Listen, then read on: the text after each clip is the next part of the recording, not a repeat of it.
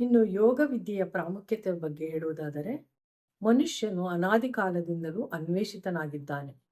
ತನ್ನ ನಿತ್ಯ ಜೀವನದಲ್ಲಿ ಬರುವಂತಹ ದುಃಖ, ದುಮ್ಮಾನ, ಸೋಲು, ಸಂಕಟ, ಅನಾರೋಗ್ಯ ಇವುಗಳನ್ನು ಪರಿಹರಿಸಿಕೊಳ್ಳುವ ಬಗ್ಗೆ ಅನೇಕ ಪ್ರಯತ್ನಗಳನ್ನು ಮಾಡುತ್ತಲೇ ಬಂದಿರುತ್ತಾನೆ. ಇದಕ್ಕಾಗಿ ಋಷಿಮುನಿಗಳು ಕೂಡ ಅನೇಕ ಯಜ್ಞ, ಯಾಗ, ಪೂಜಾ, ತಪಸ್ಸು, ದಾನ ಧರ್ಮಾದಿಗಳನ್ನು ಕಂಡು ಹಿಡಿದುಕೊಂಡರೂ ಕೂಡ ಅದು ತಕ್ಕ ಮಟ್ಟಿಗೆ ಪರಿಹಾರವನ್ನು ನೀಡಿ ಶಾಶ್ವತವಾದ ಪರಿಹಾರ ಸಿಕ್ಕಿರುವುದಿಲ್ಲ. ಮನುಷ್ಯನಿಗೆ ಸುಖ, ಸಂತೋಷ, ಶಾಂತಿ, ನೆಮ್ಮದಿಯು ಇರುವುದು ಅನಿವಾರ್ಯ. ಈ ಅನಿವಾರ್ಯತೆಗೆ ಋಷಿಮುನಿಗಳು ಈ ಯೋಗ ವಿದ್ಯೆಯನ್ನು ಪ್ರಪಂಚಕ್ಕೆ ತಂದಿರುತ್ತಾರೆ. ಮನುಷ್ಯನಿಗೆ ಸಂತೋಷ, ಸುಖ, ನೆಮ್ಮದಿ ಇವುಗಳು ತನ್ನ ಗುರಿ ಸಾಧನೆಗೆ ಅವಶ್ಯಕವಾಗಿರುತ್ತವೆ.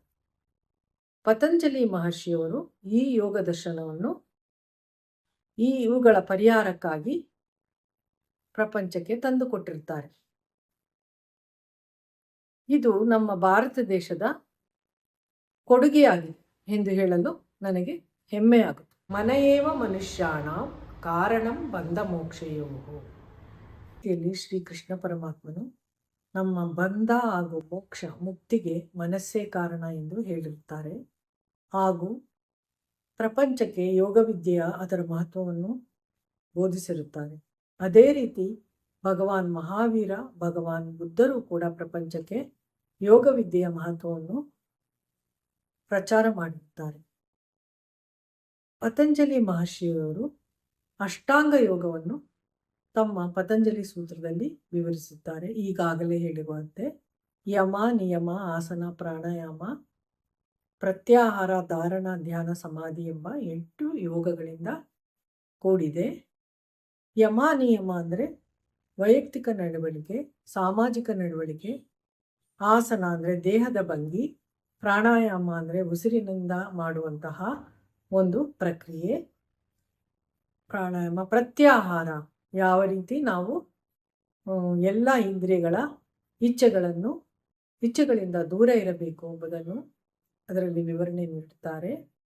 ಇನ್ನು ಮೆಡಿಟೇಷನ್, ಧ್ಯಾನ, ಧಾರಣ, ಸಮಾಧಿ ಇವುಗಳಿಂದ ಮನಸ್ಸಿನ ಶುದ್ಧಿ ಹಾಗೂ ಆತ್ಮದ ಶುದ್ಧಿ ಆಗುತ್ತದೆ.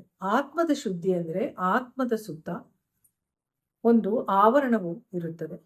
ಈ ಆವರಣವು ಅಹಂಕಾರ, ನಮ್ಮ ಪಾಪ ಪುಣ್ಯ ಕರ್ಮಗಳಿಂದ ಹಾಗೂ ಅರಿಷಡ್ ವರ್ಗಗಳಿಂದ ಅದು ಆವರಿಸಿರುತ್ತದೆ.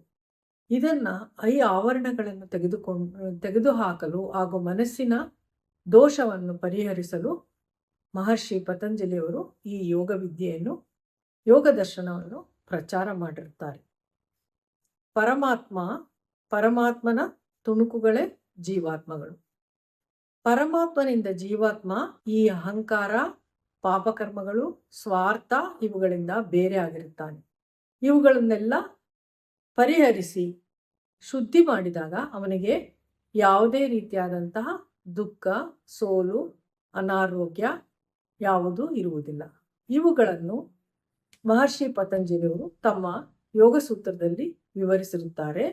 ಇದು ಸಂಸ್ಕೃತದಲ್ಲಿರುವುದರಿಂದ ಜನಸಾಮಾನ್ಯರಿಗೆ ಅರ್ಥವಾಗುವ ಹಾಗೆ ನಾನು ಇದನ್ನು ಕನ್ನಡದಲ್ಲಿ ಭಾಷಾಂತರ ಮಾಡಿ ಜನಸಾಮಾನ್ಯರಿಗೆ ಅರ್ಥವಾಗುವಂತಹ ವಿವರಣೆಯನ್ನು ನೀಡುವುದು ಈ ನನ್ನ ಪ್ರಯತ್ನವಾಗಿದೆ.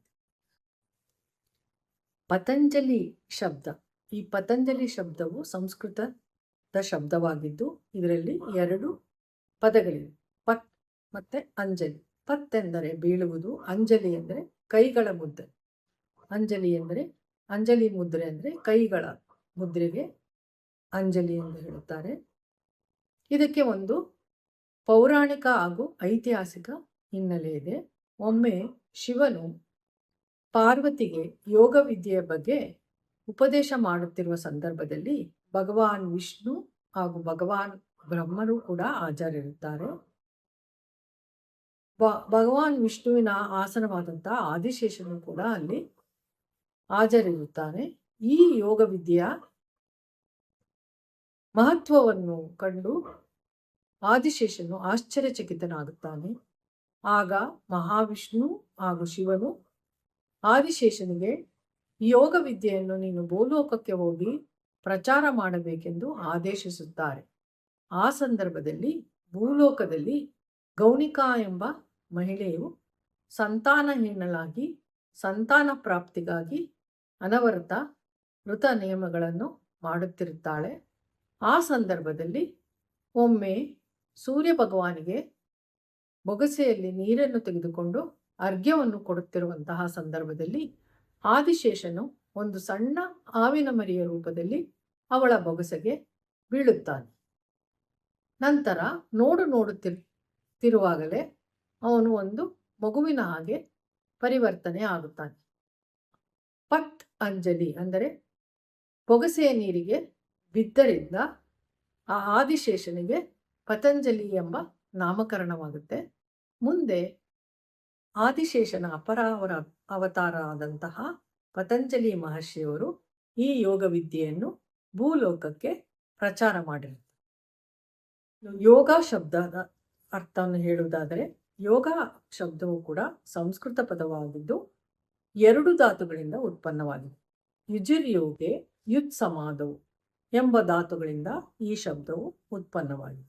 ಯುಜಿರ್ ಯೋಗೆ ಎಂದರೆ ಒಂದರಿಂದ ಅನೇಕವಾದಂತಹ ಪುನಃ ತನ್ನ ಮೂಲ ಅಸ್ತಿತ್ವಕ್ಕೆ ಅಥವಾ ಏಕತೆಗೆ ಹಿಂತಿರುಗುವುದು ಎಂದರ್ಥ. ಯುತ್ ಸಮಾಧವು ಅಂದರೆ ಅನೇಕ ಕ್ಷೋಭೆಗಳಿಂದ ಕೂಡಿದಂತಹ ಮನಸ್ಸು ತನ್ನ ಕ್ಷೋಭೆಗಳಿಂದ ಮುಕ್ತಿಯನ್ನು ಹೊಂದಿ ತನ್ನ ಮೂಲ ಸ್ವರೂಪವಾದ ಏಕತೆಗೆ ಅಂದರೆ ಪರಮಶಾಂತಿಗೆ ಹಿಂತಿರುಗುವುದು, ಒಂದಾಗುವುದು, ಅನನ್ಯತೆಯನ್ನು ಪಡೆಯುವುದು ಎಂಬ ಅರ್ಥ ಬರ್ತದೆ. ಆಡುಭಾಷೆಯಲ್ಲಿ ಯೋಗ ಎಂದರೆ ಮಿಲನವಾಗುವುದು, ಸೇರುವುದು, ಒಂದುಗೂಡುವುದು ಎಂಬ ಅರ್ಥ. ಇನ್ನು ಸೂತ್ರ ಶಬ್ದದ ಬಗ್ಗೆ ಹೇಳುವುದಾದರೆ, ಸೂತ್ರ ಎಂದರೆ ದಾರ.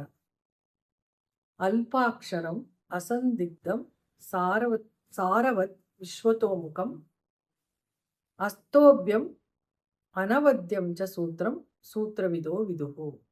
ಅಲ್ಪಾಕ್ಷರಂ ಅಂದರೆ ಅತ್ಯಂತ ಕಡಿಮೆಯ ಅಕ್ಷರಗಳಿಂದ, ಅಸಂದಿಗ್ಧಂ ಯಾವುದೇ ಸಂದಿಗ್ಧತೆ ಇಲ್ಲದಂತಹ, ಸಾರವತ್ ಸಂಪೂರ್ಣ ಸಾರಾಂಶವನ್ನು ಒಳಗೊಂಡಿರುವಂತಹ, ವಿಶ್ವತೋಮುಖಂ ಎಲ್ಲರಿಗೂ ಅರ್ಥವಾಗುವಂತೆ, ಅನವದ್ಯಂ ಯಾವುದನ್ನೂ ಕೂಡ ಬಿಡದೆ ಸಂಪೂರ್ಣವಾಗಿ ಹೇಳಿರುವಂತಹ ಕಡಿಮೆಯ ಅಕ್ಷರಗಳಿಂದ ಕೂಡಿರುವಂತಹ ಒಂದು ಮಂಡನೆ.